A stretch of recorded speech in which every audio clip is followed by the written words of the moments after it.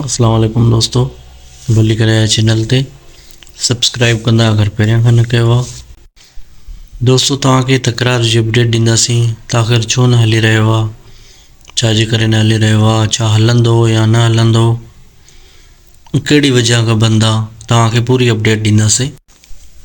ऐं ॿी ॻाल्हि, सिंध टीवी जा जेके बि ड्रामा आहिनि सभिनी खे हिकु पासे रखी करे तव्हांखे सभ खां वधीक तकरार जो इंतज़ारु हूंदो आहे। वीडियो आख़िर ताईं ॾिसंदा, थी सघे चैनल सब्सक्राइब कयो। ऐं दोस्तों सूमर जे ॾींहं खां इंशाअल्लाह तकरार ड्रामो शुरू थी वेंदो ऐं जीअं पहिरियां हलंदो ईअं बाक़ाइदा रूटीन सां हलंदो।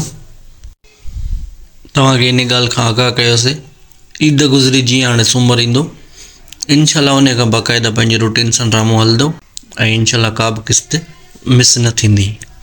तव्हांखे काफ़ी इंतज़ारु हो दोस्तनि खे इन शइ जो, असां चयो तव्हांखे अपडेट ॾींदा हलूं। उमेद आहे वीडियो पसंदि आई हूंदी। दोस्तों ये ॾाढी मायूसी जी ॻाल्हि आहे, तव्हां वीडियो खे लाइक बि नथा कयो, सब्सक्राइब बि नथा कयो चैनल खे। महिरबानी करे इन को बैलेंस न खपंदो आहे, असांजी हौसला अफ़ज़ाई थींदी।